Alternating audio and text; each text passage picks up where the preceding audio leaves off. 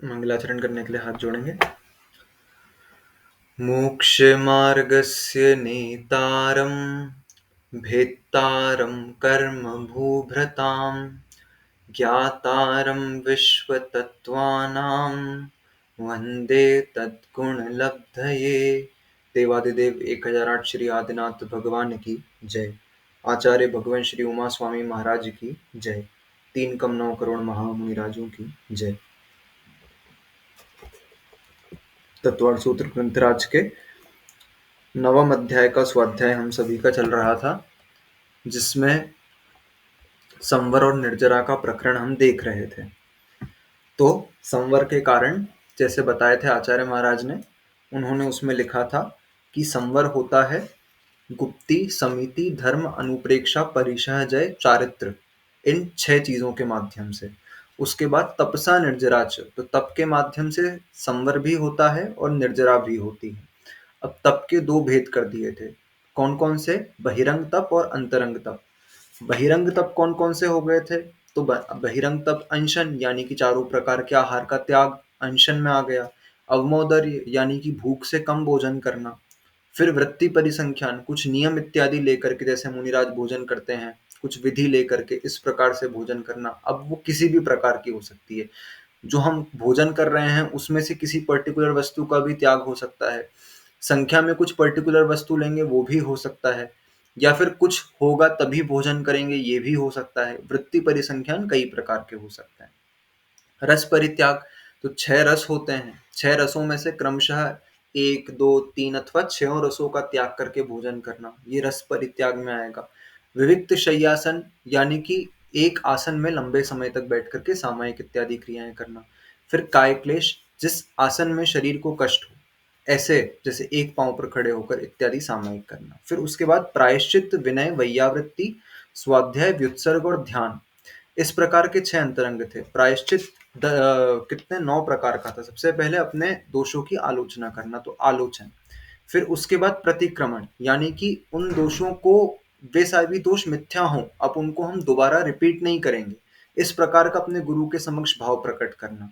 तदुभय यानी कि अपना आलोचन और प्रतिक्रमण एक साथ करना। फिर उसके बाद आलोचन, प्रतिक्रमण, तदुभय। तदुभय के बाद विवेक, यानी कि वो जो भी अब उस दोष का दंड दें, उस दंड को सहर्ष स्वीकार करना। ठीक है, ये विवेक। व्युत्सर्ग, अब वो दंड कैसा दे सकते हैं? तो वो दंड दे सकते हैं, सबसे पहले तो कुछ जाप इत्यादि का दे सकते हैं। ठीक है, तो जाप, जैसे उन्होंने कहा कि आपको 11 मालाएं करनी है प्रायश्चित में, 3 मालाएं करनी है, 1 लाख जाप करने हैं, 1.25 लाख जाप करने हैं, इस प्रकार से कुछ भी प्रायश्चित दे सकते हैं। तो अगर वो जाप का प्रायश्चित है तो वो आएगा व्युत्सर्ग में। ठीक है, तप, तप का प्रायश्चित ये अनशन, अवमोदर्य इत्यादि का भी प्रायश्चित दे सकते हैं, रसों का त्याग दे सकते हैं। नीरस भोजन करना है, 3 नीरस करने हैं, 5 नीरस करने हैं, 1 महीने नीरस करना है। ठीक है, इस प्रकार का प्रायश्चित मिल सकता है। 4 उपवास करने हैं, 5 उपवास करने हैं, 1 उपवास करना है। ठीक है, 1 अन्न का त्याग करना है, इस प्रकार से कुछ भी मिल सकता है। ठीक है, वृत्ति परिसंख्यान में से हमने दे दिया कि चावल को छोड़ करके भोजन करना, गेहूं को छोड़ करके भोजन करना, इस प्रकार से भी दे सकते हैं। ठीक है, फिर उसके बाद छेद, तप मतलब ये अनशन आदि तप दे सकते हैं वो। छेद, छेद यानी कि क्या होगा? उनकी एक पर्टिकुलर टाइम पीरियड की दीक्षा का छेदन हो जाएगा। जैसे वो 15 वर्ष के दीक्षित थे, अब उनके आचार्य ने उन्हें छेद प्रायश्चित दिया, 5 वर्ष की दीक्षा का छेदन कर दिया, तो अब वो 10 वर्ष के दीक्षित कहलाएंगे, उनके 5 वर्ष की दीक्षा कम हो जाएगी। ठीक है, अब वो संघ में क्रम से, उसी क्रम से बैठा करेंगे। ठीक है, जैसे वो 15 वर्ष के दीक्षित थे, पहले वो सीनियर थे, संघ में बड़े थे, तो अब क्या होगा? अब वो जो 10 वर्ष वाले दीक्षित थे उनके साथ बैठा करेंगे। अब जो 11, 12, 13, 14 इत्यादि जो उनसे छोटे हुआ करते थे, अब वो संघ में उनसे बड़े हो जाएंगे, वो उसी क्रम में उनसे उच्चासन पर बैठेंगे। ठीक है, वो उसी क्रम में आहार से निकलेंगे। तो ये सब चीजें छेद प्रायश्चित के कारण होती है।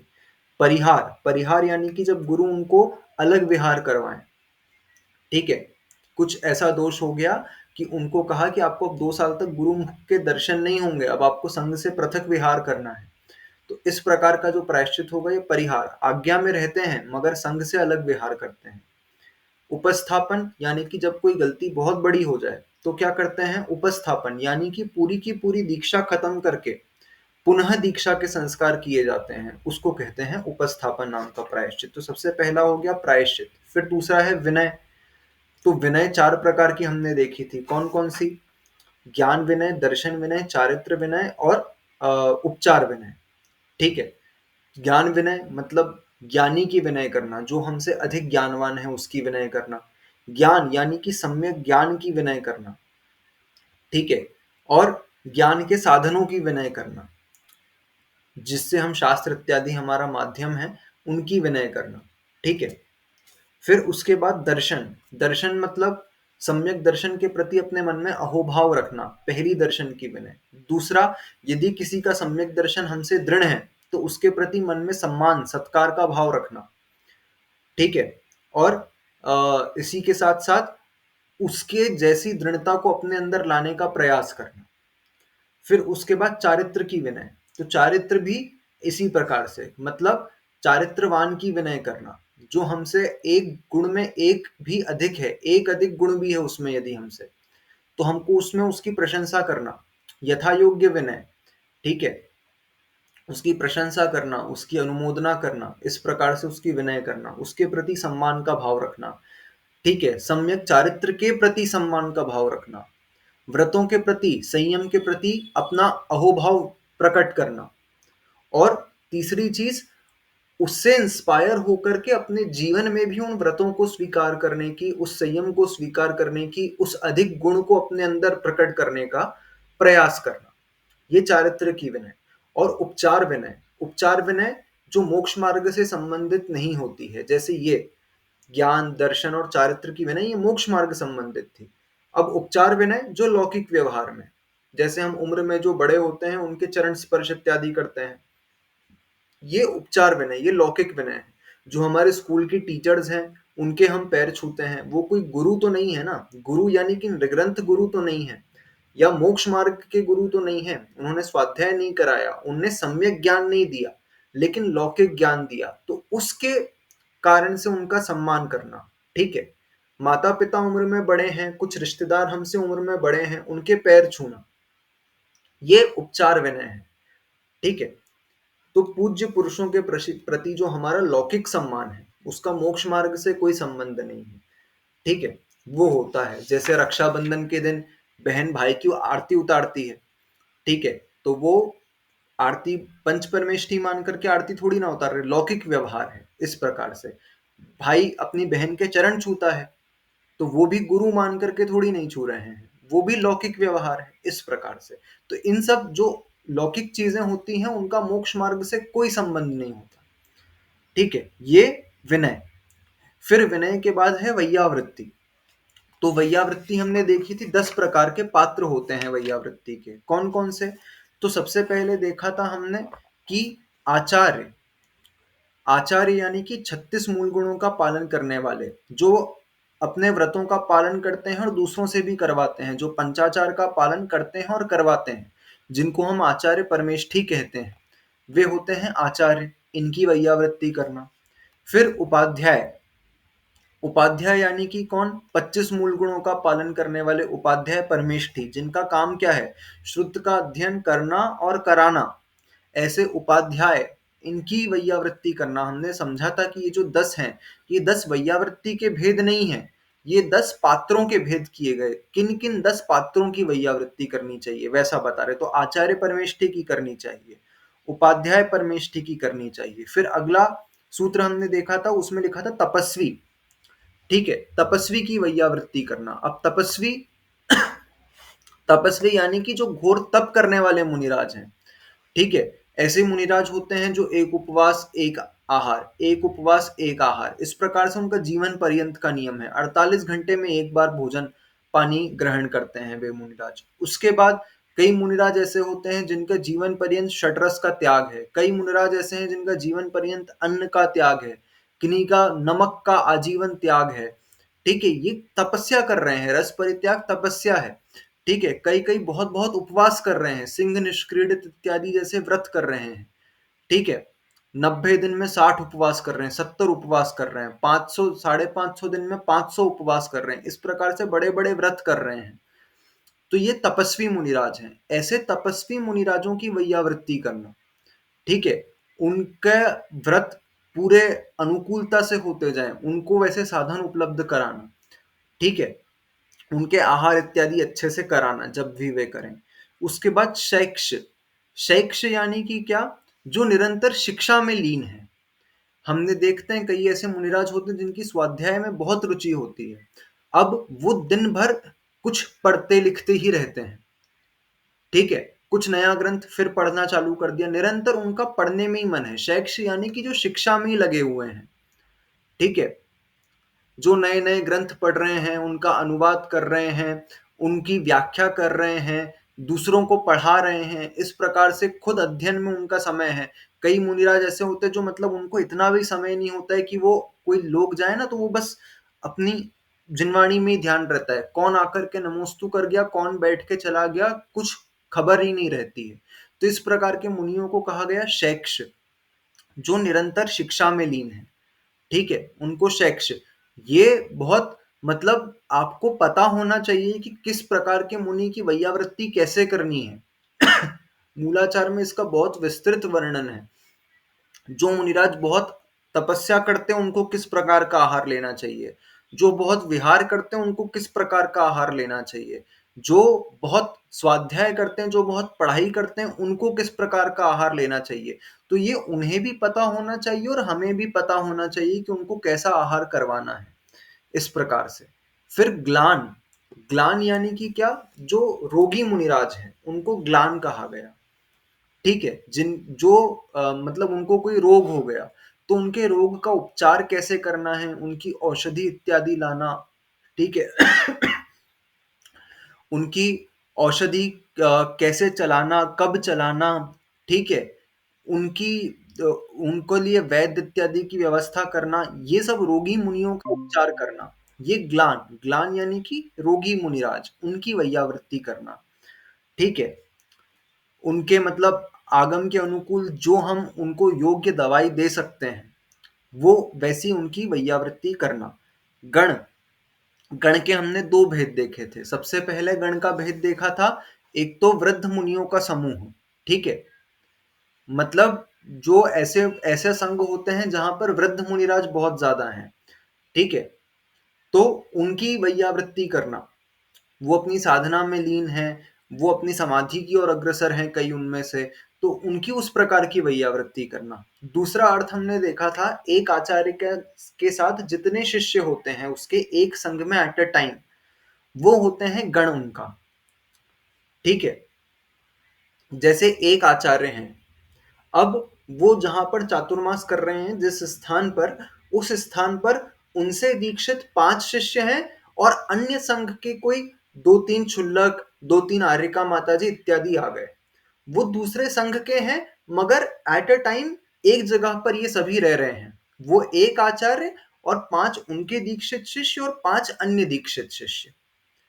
ठीक है, वो एक स्थान पर रह रहे हैं, तो एट अ टाइम उसको गण कहा जाएगा, ठीक है, वो एक गण है। उसके बाद कुल, कुल यानी कि क्या, मतलब गण, गण मतलब समझना, एट अ टाइम संघ में जितने एक साथ हैं वो सभी के सभी गण में आएंगे, एट अ टाइम संघ में जितने हैं। अब कुल यानी कि एक आचार्य से दीक्षित जितने भी शिष्य हैं वे सभी उन आचार्य के कुल के होंगे, भले वो फिर पृथक विहार कर रहे हों तो बात अलग है, लेकिन फिर भी उनका कुल एक ही होगा। एक आचार्य का एक कुल होता है, ठीक है, लेकिन गण बहुत सारे हो सकते हैं, जैसे एक आचार्य से 50 दीक्षित मुनिराज थे, उसमें से 20 उनके साथ हैं और 30 को उपसंग बना बना के अलग अलग जगह भेज दिया। तो जैसे एक उपसंग बना उसमें 5 मुनिराज हैं, एक में 7 मुनिराज हैं, एक में 3 मुनिराज हैं, तो ऐसे 5 का गण बन गया अलग, 7 का गण बन गया अलग, 3 का गण बन गया, जो इनके साथ 20 रुके थे उनका एक गण बन गया।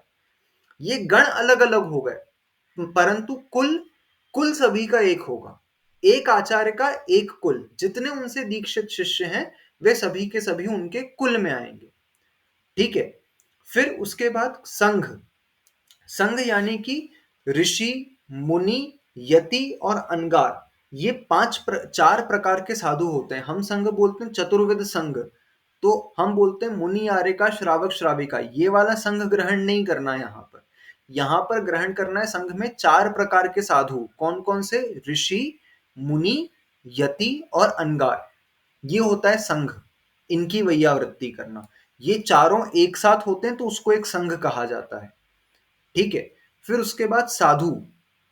साधु यानी कि चिरकाल के दीक्षित मुनिराज, जिनकी दीक्षा के बहुत वर्ष हो चुके हैं। ठीक है। 25, 30, 40, 50 वर्ष दीक्षित जो मुनिराज होते हैं, मतलब जिनकी दीक्षा लिए 30-30 साल हो गए, बहुत चिरकाल के दीक्षित हैं, बहुत काल के दीक्षित हैं, उन्हें साधु कहा जाता है। और फिर मनोज्ञ।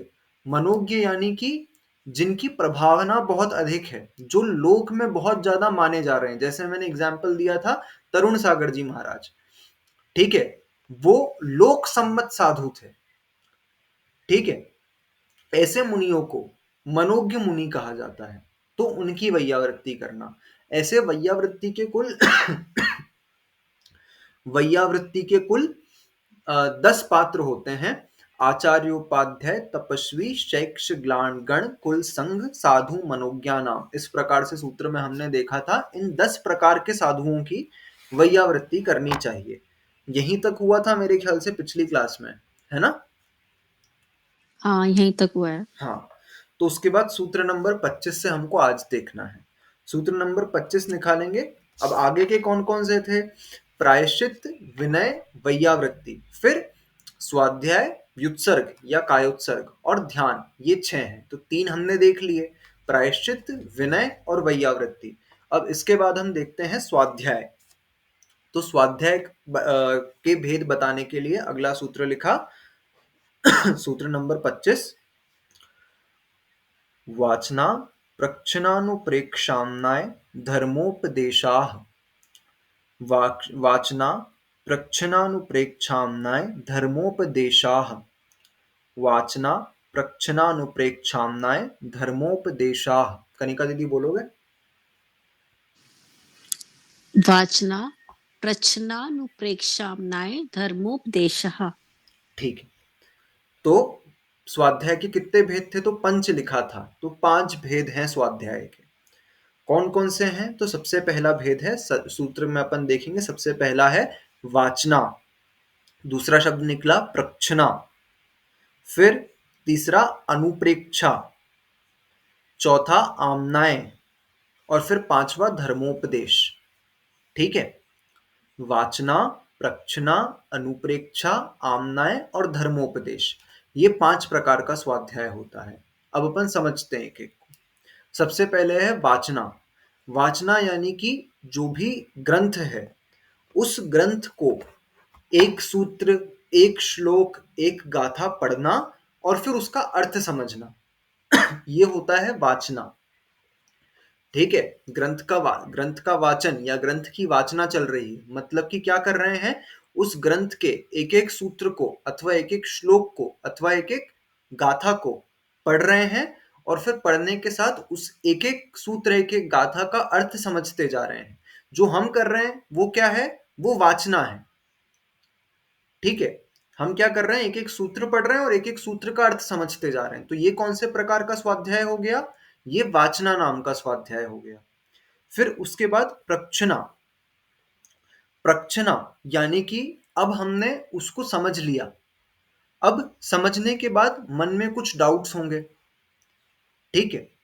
डाउट्स अब हम जब पूछेंगे, जब वो प्रश्नोत्तर के माध्यम से हम पूछते हैं, हमने जो भी वाचना में समझा उसमें कुछ डाउट्स आए और उन डाउट्स को हम प्रश्नोत्तर के माध्यम से पूछें, तो वो प्रक्षना नाम का स्वाध्याय होगा, जिससे हमारी धारणा और अच्छी होगी, हमारे मन के डाउट्स क्लियर होंगे। ठीक है। हमको चीज अच्छे से समझ में आएगी। तो जो स्वाध्याय प्रश्नोत्तर के माध्यम से हो, वाचना के बेसिस पर, उसको कहते हैं प्रक्षना नाम का स्वाध्याय। ठीक है। जैसे शाम को हम देखते हैं शंखा समाधान, जिज्ञासा समाधान, श्रुत समाधान, ठीक है, सम्यक समाधान, इस प्रकार के कई सारे महाराज जी क्या करते हैं? अब प्रश्नोत्तर के माध्यम से हाँ, क्वेश्चन आंसर्स करते हैं। सामने कोई व्यक्ति क्वेश्चन पूछता है और मुनिराज उसका जवाब देते हैं। तो ये प्रच्छना नाम का स्वाध्याय है। जो स्वाध्याय प्रश्नोत्तर के माध्यम से किया जाए वो प्रच्छना नाम का स्वाध्याय है। ठीक है, फिर अनुप्रेक्षा।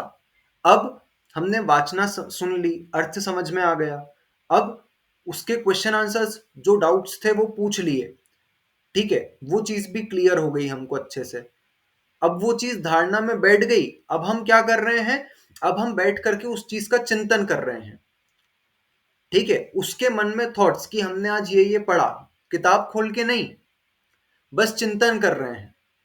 जैसे हमने जैसे 2 सूत्र 3 सूत्र देख लिए, या पिछली क्लास में हमने जो देख लिए थे, क्या बोलते हैं, विनय के 4 भेद देख लिए थे और वैयावृत्ति के 10 पात्र हमने समझे थे। तो ये पात्र समझ लिए एक बार, अब ग्रंथ खोलने की आवश्यकता नहीं है। सिर्फ आंख बंद करके बैठे और एक बार हमने रिवाइज कर रहे हैं कि हमने पढ़ा था ज्ञान विनय होती है, दर्शन विनय होती है, चारित्र विनय होती है और उपचार विनय होती है।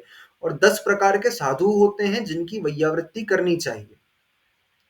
ठीक है, ये 10-10 प्रकार के साधु वैसे होते हैं कि एक लोक सम्मत साधु होते हैं, एक तपस्वी साधु होते हैं, एक कुछ स्वाध्याय में लीन रहते हैं, एक पढ़ते पढ़ाते हैं। ठीक है, इस प्रकार से एक रोगी होते हैं। इस प्रकार से हम जब मन में विचार कर रहे हैं, ग्रंथ खोलकर नहीं देख रहे हैं, सिर्फ रिवाइज कर रहे हैं मन में कि हमने क्या पढ़ा था, वो कहलाता है अनुप्रेक्षा नाम का स्वाध्याय। ठीक है, फिर आमनाय। आमना यानी कि अब उस सूत्र का, श्लोक का, गाथा का बार बार पुनः पुनः पाठ करना। जैसे हम हमारे पहले 2 अध्याय हमको कैसे हो गए कि हमको सूत्र भी अब समझ में आने लग गए। तो अब क्या करें? सिर्फ तत्वार सूत्र ग्रंथ खोला और पहला और दूसरा और तीसरा अध्याय का हमको सूत्र बोलना आ गया है, तो हम सिर्फ सूत्र बोल रहे हैं जब उसको। ठीक है, जैसे द्रव्य संग्रह ग्रंथ है, द्रव्य संग्रह ग्रंथ की सभी गाथाएं याद हो जाएं। ठीक है, तो हम क्या करें, हमने ग्रंथ खोला अथवा नहीं खोला, याद भी हो गई तो नहीं भी खोला, तो हम क्या सिर्फ गाथाओं का पाठ कर रहे हैं। रत्नकरंडक श्रावकाचार्य की जितने श्लोक हैं उन श्लोकों का हम पाठ कर रहे हैं। तत्वार सूत्र के जितने सूत्र हमको आते हैं उन सूत्रों का जब पाठ कर रहे हैं, वो कहलाता है आमनाय नाम का स्वाध्याय। ठीक है, ये हो गया आमनाय। अब जब हमने वाचना सुन ली, समझ ली, हमारे डाउट्स क्लियर हो गए, हमने उसका चिंतन कर लिया मन में। ठीक है, हमने उसको पाठ करके देख लिया कि हमको अच्छे से आता है। तब अंत में आया धर्मोपदेश।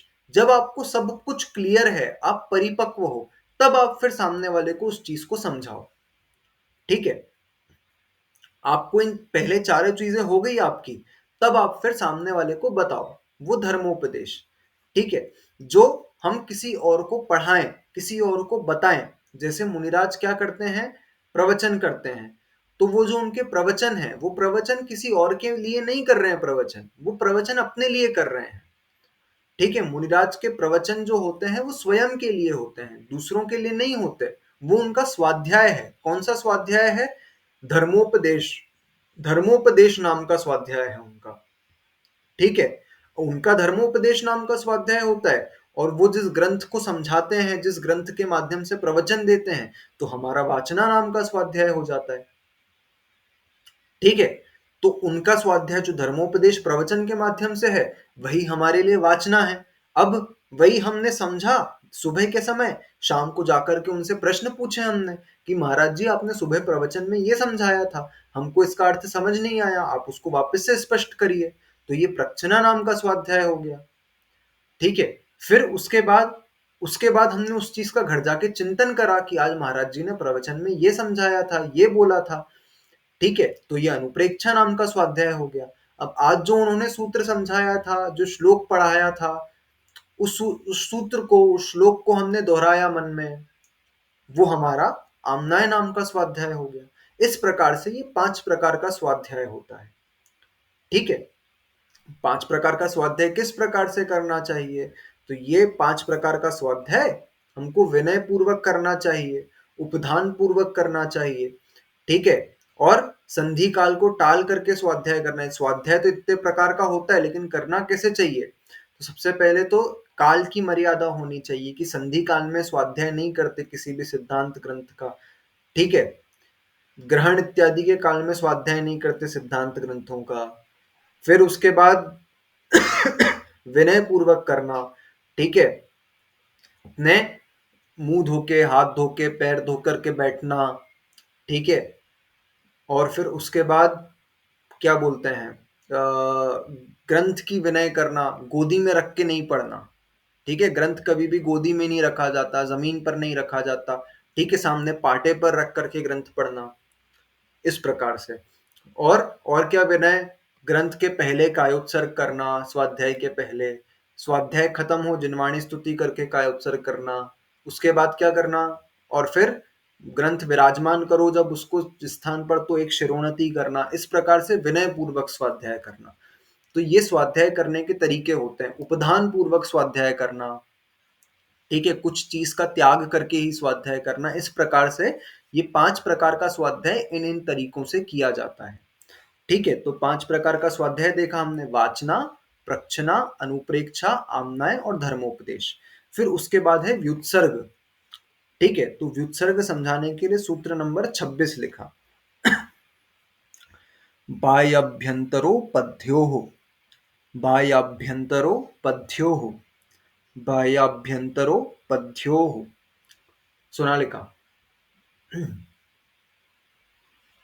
बाह्याभ्यन्तरोपधये सॉरी बाह्याभ्यन्तरोपधये सॉरी पद्योः। बाह्याभ्यन्तरोपद्योः। ठीक। तो सबसे भेद लिखे, कौन कौन से भेद लिखे, सबसे पहले बाह्य उपधि, बाह्य उपधि और अभ्यंतर उपधि, ठीक है, 2 प्रकार की उपधि, व्युत्सर्ग के 2 भेद, बाह्य उपधि और अभ्यंतर उपधि। उपधि यानी कि त्याग, किसका, परिग्रह का, ठीक है। तो सबसे पहले बाह्य परिग्रह का त्याग, जितनी देर हम कायोत्सर्ग कर रहे हैं उतनी देर में हम सबसे पहले क्या करें, बाह्य परिग्रहों का त्याग करें, और दूसरा भेद क्या करें, हम अंतरंग परिग्रहों का त्याग करें। बाह्य परिग्रह कौन से होते हैं, तो हमने एक सूत्र देखा था, 10 प्रकार के बाह्य परिग्रह देखे थे हमने, कोई बताएगा। वो जो मकान हाँ और हाँ, यही सोना वाला। चांदी, हाँ, दास नौकर वगैरह, अच्छा, घर क्षेत्र, बार, वास्तु, हिरण्य, प्रॉपर्टी। सुवर्ण, धन धान्य, दासी दास, कुप्य भांड प्रमाणातिक्रमा। जब हमने परिग्रह परिमाण व्रत के अतिचार देखे थे, तब हमने देखा था ये क्षेत्र वास्तु वाला सूत्र, ठीक है। उसमें थे 10 प्रकार के ये बहिरंग परिग्रह होते हैं, जो हमारा घर है, हमारा मकान है, ठीक है, सोना चांदी, दासी दास, कपड़े, ठीक है, कुप्य भांड यानी कि बर्तन, ठीक है, और हिरण्य सुवर्ण यानी कि सोना चांदी, यही हो गया। इस प्रकार से 10 प्रकार के परिग्रह हमने देखे थे। फिर उसके बाद इन परिग्रहों का त्याग करना, उतनी देर के लिए इनसे ममत्व भाव छोड़ना। फिर अभ्यंतर, अभ्यंतर यानी कि अंतरंग परिग्रह। अंतरंग परिग्रह कितने होते हैं, 14 अंतरंग परिग्रह होते हैं। कौन कौन से, क्रोधमान माया लोभ, 4 कषाय, नव नौ कषाय, हास्य रति अरति, शोक भय जुगुप्सा, स्त्री वेद पुरुष वेद नपुंसक वेद, ये हो गए 13, और एक मिथ्यात्व, ठीक है। ये 14 परिग्रह होते हैं अंतरंग। तो उतनी देर के लिए इन 14 अंतरंग परिग्रहों से ममत्व भाव छोड़ना। तो 2 प्रकार का कायोत्सर्ग, 2 प्रकार का व्युत्सर्ग होता है। एक व्युत्सर्ग, एक कायोत्सर्ग करेंगे तो हम बाह्य परिग्रहों का त्याग करेंगे, और एक करेंगे तो अंतरंग परिग्रहों का त्याग, इस प्रकार से करके व्युत्सर्ग तब किया जाता है। ठीक है। अब ध्यान, ठीक है, ध्यान का प्रकरण अब यहाँ पर चालू हो रहा है। तो हमने क्या क्या देख लिए थे, कौन कौन से हो गए, प्रायश्चित, विनय, वैयावृत्ति, व्युत्सर्ग, स्वाध्याय और व्युत्सर्ग, 5 हो गए। अब ध्यान का प्रकरण, ध्यान के कितने भेद हैं वो उन्होंने पहले भी नहीं बताया था। अब यहाँ से ध्यान का प्रकरण चालू होगा, और इस अध्याय के अंत तक अब ध्यान ही ध्यान चलता रहेगा, ठीक है। ध्यान डिटेल्ड टॉपिक है इस हिसाब से, ठीक है। तो ध्यान क्या होता है, तो ध्यान बताने के लिए सूत्र नंबर 27 लिखा, सूत्र नंबर 27 खोलेंगे, उत्तम सहननस्यैकाग्र चिंता निरोधो ध्यान मांतर मुहूर्तात्, उत्तम सहननस्यैकाग्र चिंता निरोधो ध्यान मांतर मुहूर्तात्, उत्तम सहननस्यैकाग्र चिंता निरोधो ध्यान मांतर मुहूर्तात्। कनिका दीदी, ये सॉरी अंकेश भैया। कनिका को पढ़ने दो। ठीक है। उनको सर्दी हो रही है यार, इसलिए कर रहे हैं वो। मुझे लग रहा है टफ है इसलिए मुझे बोला है, मुझसे बोला नहीं अरे मैं जाएगा पढ़ ना ले रहा हूँ, ये। हाँ मैं हाँ बोल ठीक दे है, रहा हूँ। मैं पढ़ ले रहा हूँ, मैं पढ़ ले रहा हूँ। नहीं नहीं, ओके। श्रेय पढ़ेगा, उसने एक भी नहीं पढ़ा है, तुम तो चुप ही हो जाओ अब। चलो मैं बोल रहा हूँ। हाँ उत्तम सैनन शैकाग्र चिंता निरोधो ध्यान मांतर मुहूर्तात्। हाँ ठीक है। सबसे पहले इनने क्या भेजा है ग्रुप पे? इतनी बार छींक आ रही है ना, बार बार हाथ धोना पड़ रहा है। हाँ कोई बात नहीं, 2-3 दिन में सही हो जाएगा। मैं भी बोल रही हूँ क्योंकि मुझे टफ सा लग रहा है, बोलो गलत होगा तो यही सुधर जाएगा। हाँ उत्तम सहननस्य एकाग्र चिंता निरोधो ध्यान मांतर मुहूर्तात्। बिल्कुल सही बोला। ठीक है।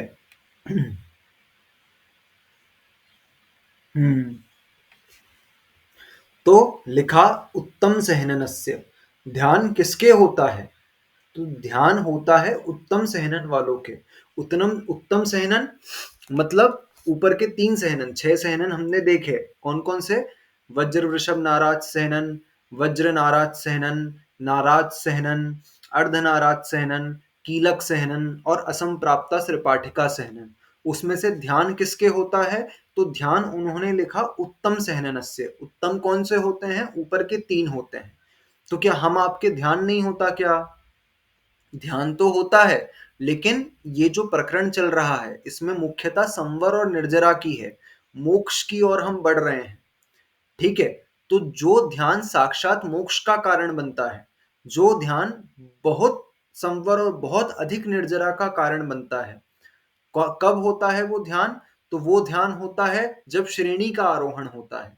तो श्रेणी, छपक श्रेणी जो होती है, वो मात्र और मात्र वज्र वृषभ नाराज सहनन वाला चढ़ सकता है, मात्र एक सहनन वाला।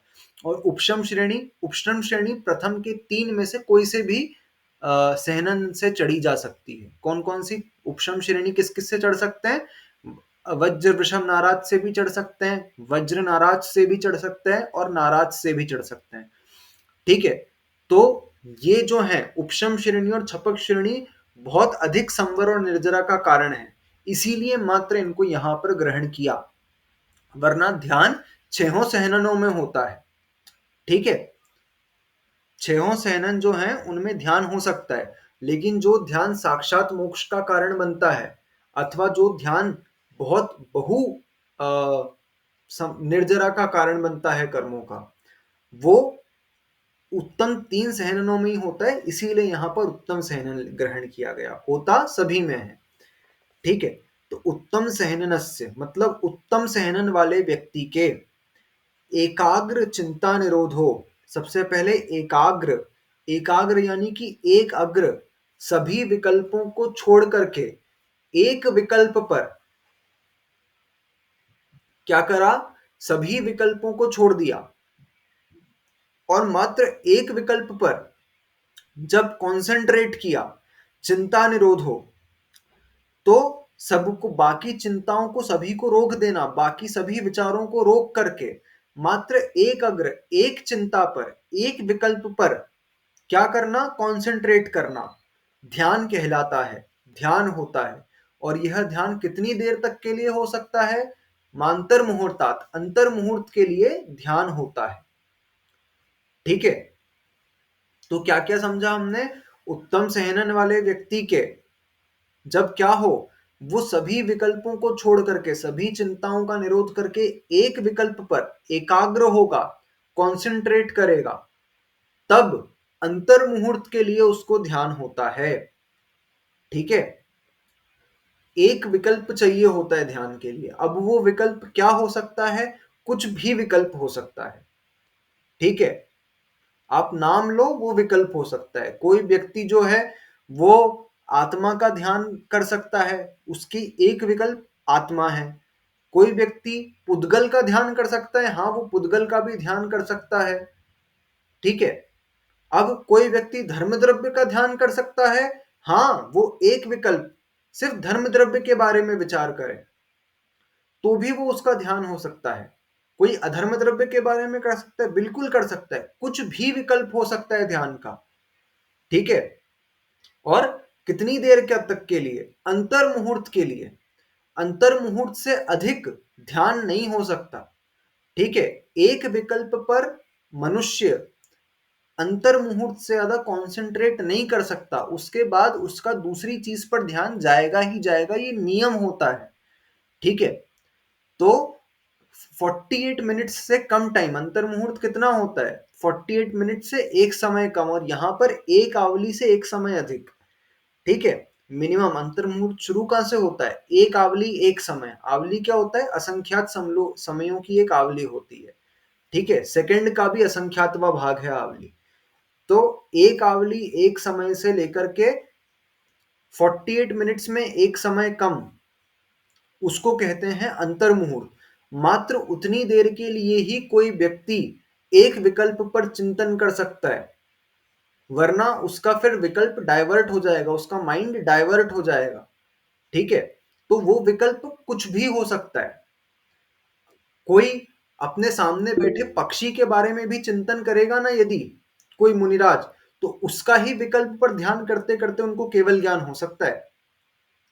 कोई अपने शरीर के बारे में चिंतन कर रहा है, उससे भी उनको एकाग्र हो सकता है। मैं तो कहूं कोई मल के बारे में भी चिंतन करे ना यदि, पुद्गल में भी कोई मल का भी चिंतन करता है, वो भी एक विकल्प होकर के उनको ध्यान, केवल ज्ञान का कारण बन सकता है। उनको क्या करना है? मात्र एक विकल्प पर, कुछ भी विकल्प हो सकता है, उस पर उनको एकाग्र चिंतन करना है। हाँ दीदी। इस बुक में लिखा है आगे क्वेश्चन, अगर ध्यान अंतर मुहूर्त तक ही रहता है तो आदिनाथ भगवान ने 6 महीने तक ध्यान कैसे किया कंटिन्यूअसली? हाँ, तो वो जो ध्यान 6 महीने तक उन्होंने करा, उनका ध्यान में विकल्प बदलते जाते हैं। कोई व्यक्ति एक जैसी अवस्था में, जैसे मुनिराज बैठे हैं 1 घंटे की सामायिक करने के लिए, तो क्या वो 1 घंटे की सामायिक करने बैठे तो उनके दिमाग में उतनी देर एक ही थॉट है क्या? नहीं, उनके थॉट्स बदल जाएंगे। वो जिस चीज के बारे में चिंतन कर रहे थे, भले वो उनकी अवस्था वैसी की वैसी रहे, हमको देखने में, बाहर से देखने में कोई चेंज नहीं लग रहा कि उनने पोजीशन चेंज करी, क्या वो बैठे थे खड़े हो गए, खड़े थे बैठ गए, हमको बाहर से कोई चेंज नहीं लग रहा, लेकिन उनके अंदर के थॉट्स वो लगातार चेंज हो रहे हैं। इसीलिए ध्यान में बैठने का ये मतलब नहीं है कि आप शरीर से एक जैसे बैठे हो। आपके मन में जो विकल्प चल रहा है, वो विकल्प एक होना चाहिए, तब वो ध्यान कहलाएगा। समझ में आई ये बात? नहीं। अरे, जैसे हमको एक साथ बहुत सारे थॉट्स आते हैं, 1 सेकंड के लिए मैं पढ़ाने की बात सोच रहा हूँ, ठीक है, और ये पढ़ाते पढ़ाते ही मैं, है ना, अपने दिमाग में, अभी आपने से आदिनाथ भगवान का नाम लिया, तो मैं एक इमेजिनेशन में चला गया था कि आदिनाथ भगवान की लंबी लंबी जटाएं थी और वो एक वृक्ष के नीचे ध्यान कर रहे थे। ठीक है, यही चलते चलते मेरे को एकदम से ही विकल्प ये भी आ गया था कि वो 1 साल बाद आहार के लिए भी निकले थे। यही मैं जब आपको एक्सप्लेन कर रहा था, उसी दौरान ये मेरे थॉट्स आए थे जिनको अब मैंने बताया। तो इस प्रकार से थॉट्स कंटिन्यूअसली चेंज हो रहे हैं। जैसे ही वो थॉट चेंज हुआ, ध्यान बदल गया। समझ में आई अब बात? हाँ ठीक है ना? ऐसा। तो ध्यान का ये अर्थ नहीं है कि एक आसन में बैठने का नाम ध्यान नहीं है। ध्यान का नाम है एक चीज पर एकाग्र, ये इंपॉर्टेंट चीज है। जब तक वो एक विकल्प है तब तक ध्यान है, जैसे ही विकल्प बदला ध्यान बदल गया। ठीक है। तो उत्तम सहनन वाले के, जब सभी चिंताओं का निरोध करके एक विकल्प पर जब वो चिंतन करता है, तब अंतर मुहूर्त के लिए उसको ध्यान होता है। अब ध्यान कितने प्रकार का होता है? तो सूत्र नंबर 28 लिखा, आर्तरौद्र धर्म्य शुक्लानि, आर्तरौद्र धर्म्य शुक्लानि, आर्तरौद्र धर्म्य शुक्लानि। कनिका दीदी बोलोगे? हाँ, आर्त रौद्र धर्म्य शुक्लानी। ठीक है, तो सूत्र में लिखा 4 प्रकार का ध्यान होता है। कौन कौन सा? सबसे पहला आर्त ध्यान, रौद्र ध्यान, धर्म ध्यान और शुक्ल ध्यान। ठीक है, आर्त ध्यान किससे बना? ये अरति धातु से आर्त शब्द बना। अरति मतलब हमने समझा ना, रति मतलब जिससे हमारा विशेष राग हो, अरति यानी कि जिससे हम बचें, जो हमको पसंद ना हो, वो अरति। तो जब हम ऐसे पदार्थों का चिंतन करें जिनसे हम, जिसको हम पसंद नहीं करते, ठीक है, जैसे उससे बहुत दूर होने का प्रयास करें।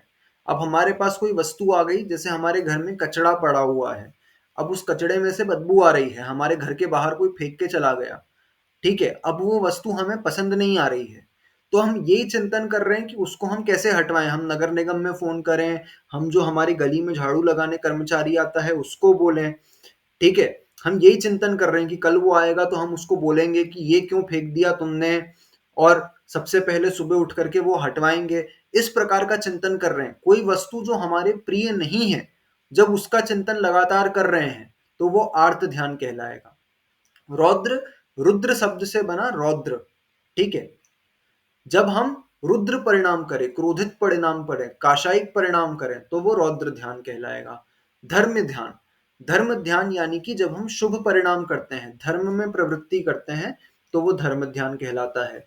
और शुक्ल ध्यान, शुक्ल यानी कि सफेद, एकदम निश्चल, कोई जिसमें गंदगी नहीं है, एकदम जैसा आत्मा के स्वरूप में लीन होना, ऐसा जब हम ध्यान करते हैं उसको कहते हैं शुक्ल ध्यान। इस प्रकार से 4 प्रकार का ध्यान होता है, ठीक है, इन्हीं की डिटेल्स अब आगे आने वाली है। धर्म ध्यान, आर्त, रौद्र, धर्म और शुक्ल, सभी के 4-4 प्रकार के भेद। ये तो हमने एक एक वर्ड समझा अभी, अब इसको और डिटेल में आगे के सूत्रों में समझना है। उसके बाद लिखा है परे मोक्ष हेतु, परे मोक्ष हेतु, परे मोक्ष हेतु, सोनालिका बोलोगे? परे मोक्ष हेतु। ठीक है, परे मोक्ष हेतु मतलब बाद के जो बाद के 2 हैं, 4 ध्यान बताए उसमें से बाद के 2 मोक्ष के हेतु हैं, ठीक है। मोक्ष का कारण कौन से हैं, तो उसके लिए लिखा उन्होंने धर्म ध्यान और शुक्ल ध्यान। क्यों, संसार का कारण भी तो बताओ। तो अब संवर निर्जरा के बाद आचार्य महाराज मोक्ष का कथन करने वाले हैं, मोक्ष की ओर बढ़ रहे हैं। तो अब संसार की बात वापस लौट करके नहीं करेंगे, वो उन्होंने बता दिया कि आग पीछे के 2 मतलब हाँ जो बाद के 2 हैं वो मोक्ष का कारण है। उससे अब स्वयं समझ जाओ कि जो आगे के 2 हैं आर्त ध्यान और रौद्र ध्यान, ये किसके कारण है, ये संसार का कारण है, ठीक है। जब हम कल इनका स्वरूप समझेंगे तब देखना हम दिन भर में सिर्फ आर्त और रौद्र ध्यान कर रहे हैं, सिर्फ और सिर्फ, ठीक है। मुश्किल से एक समय 2 समय, 1 घंटा आधा घंटे के लिए धर्म ध्यान, बमुश्किल आधा घंटा बोलूं मैं, ठीक है। हम दिन भर आर्त और रौद्र ध्यान कर रहे हैं। और यहाँ पर क्या बताया, आर्त और रौद्र संसार का कारण है, मोक्ष का कारण कौन से हैं, धर्म ध्यान और शुक्ल ध्यान, ठीक है। ये 2 मोक्ष का कारण है। इष्टोपदेश में एक श्लोक है, उसमें बताया आचार्य महाराज ने कि 2 प्रकार की वस्तुएं हैं जो ध्यान से मिल सकती हैं। सबसे पहले उन्होंने लिखा कि दिव्य चिंतामणि रत्न है, वो ध्यान से मिल सकता है। और दूसरी चीज खली का टुकड़ा, खली मतलब क्या होता है, जो हम गाय को चारा डालते हैं ना, वो खली का टुकड़ा वो ध्यान से मिल सकता है, ठीक है। ध्यान से क्या क्या मिल सकता है, एक चिंतामणि रत्न मिल सकता है, और उसी ध्यान से खली यानी कि वो जो चारा डालते हैं गाय का, वो भी मिल सकता है। तो कौन विवेकी पुरुष होगा जो उस खली के टुकड़े के पास जाएगा, उस खली के टुकड़े पर पसंद करेगा जाना। तो उनके कहने का अर्थ था कि जो ध्यान है उस ध्यान से संसार भी बढ़ा सकते हो, जो खली है वो क्या है, संसार रूप है, और जो दिव्य चिंतामणि रत्न है वो मोक्ष, स्वर्ग और मोक्ष का सुख है। तो वही ध्यान जब तुम्हारे स्वर्ग और मोक्ष का सुख देता है, और ध्यान ही जब संसार बढ़ाता है, तो कौन विवेकी पुरुष होगा जो उस खली के टुकड़े के पीछे उस दिव्य चिंतामणि रत्न को खो देगा, कौन इस संसार परिभ्रमण के पीछे मोक्ष सुख को खो देगा। वही एक चीज ध्यान है। जैसे मैं आप लोगों को बोलूं यदि कि आप सभी को एक माला कंप्लीट करके मेरे पास आना है, और एक माला कंप्लीट करने पर आपको गिफ्ट मिलेगा, और गिफ्ट में आपको पता है कि एक चिंतामणि रत्न है और एक कचरा है, ठीक है, खली का टुकड़ा है, मतलब कुछ भी वेस्ट है, ठीक है। तो जब आपको पता है और आपको चूज करना है इन दोनों में से कि आपको एक माला कंप्लीट करके चिंतामणि रत्न लोगे कि खली का टुकड़ा लोगे, ठीक है, तो मूर्ख ही व्यक्ति होगा जो खली का टुकड़ा लेगा। ठीक उसी प्रकार से मूर्ख ही व्यक्ति होगा जो आर्त ध्यान और रौद्र ध्यान में प्रवृत्त होकर के अपना संसार परिभ्रमण बढ़ाएगा, क्योंकि वही ध्यान आर्त और रौद्र संसार में ले जाएगा, और वही ध्यान धर्म और शुक्ल आपको मोक्ष की ओर ले जाएगा। तो मोक्ष का हेतु कौन है? धर्म ध्यान और शुक्ल ध्यान। इस प्रकार से हमने 4 प्रकार के ध्यान देख लिए। कौन कौन से? आर्त, रौद्र, धर्म और शुक्ल। इस प्रकार से हमने देखा। अब अपन यहीं पर विराम लेते हैं। कल से अपन इन ध्यान की डिटेल को पढ़ना चालू करेंगे। आर्त ध्यान के 4 भेद पढ़ेंगे, फिर रौद्र ध्यान के 4 भेद पढ़ेंगे। इस प्रकार से अपन आगे इनको समझेंगे। आज अपन ने देखा स्वाध्याय। स्वाध्याय के 5 भेद होते हैं। सबसे पहले एक एक सूत्र, एक एक श्लोक को पढ़ना और अर्थ समझना, ये वाचना। फिर उसमें कुछ समझ नहीं आया तो प्रश्नोत्तर के माध्यम से पूछना, प्रक्षना। उसका चिंतन करना, अनुप्रेक्षा। उस श्लोक का, सूत्र का पाठ करना, आमनाय। और फिर उसको किसी और को समझाना, ये धर्मोपदेश। ठीक है। फिर बाह्य परिग्रहों का त्याग करना, ये बाह्य उपधि ऐसा व्युत्सर्ग। और अभ्यंतर उपधि वाला व्युत्सर्ग मतलब जो अंतरंग परिग्रह, 14 अंतरंग परिग्रह हैं, उनका त्याग करना। फिर उसके बाद हमने देखा ध्यान क्या होता है। तो ध्यान उत्तम सहनन वाले जीव के। उत्तम सहनन क्यों लिखा? क्योंकि मोक्ष जाना है, इसीलिए उत्तम सहनन, वरना होता सभी सहनन वालों को होता है ध्यान। ठीक है।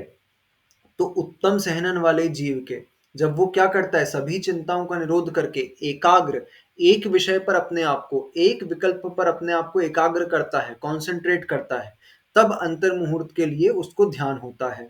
ध्यान 4 प्रकार का होता है, आर्त, रौद्र, धर्म और शुक्ल। इस प्रकार से 4 प्रकार का ध्यान होता है। इसमें से पीछे के 2 ध्यान यानी कि धर्म ध्यान और शुक्ल ध्यान, ये मोक्ष के कारण है, और आर्त ध्यान और रौद्र ध्यान ये संसार के कारण है। ठीक है। ये हमने आज समझा। सभी को समझ में आया? क्लियर हुआ?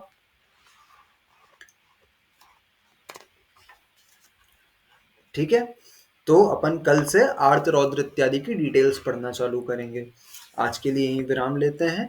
सभी जनवाणी स्तुति के लिए हाथ जोड़ेंगे।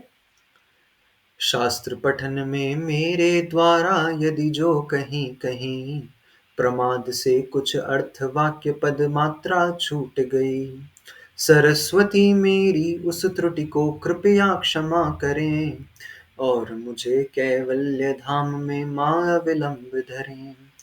वांछित फलदात्री चिंतामणि सदृश मात्र तेरा, वंदन करने वाले मुझको मिले पता मेरा। बोधि समाधि विशुद्ध भावना आत्म सिद्धि मुझको मिले, और मैं पा जाऊं मां मोक्ष महासुख को।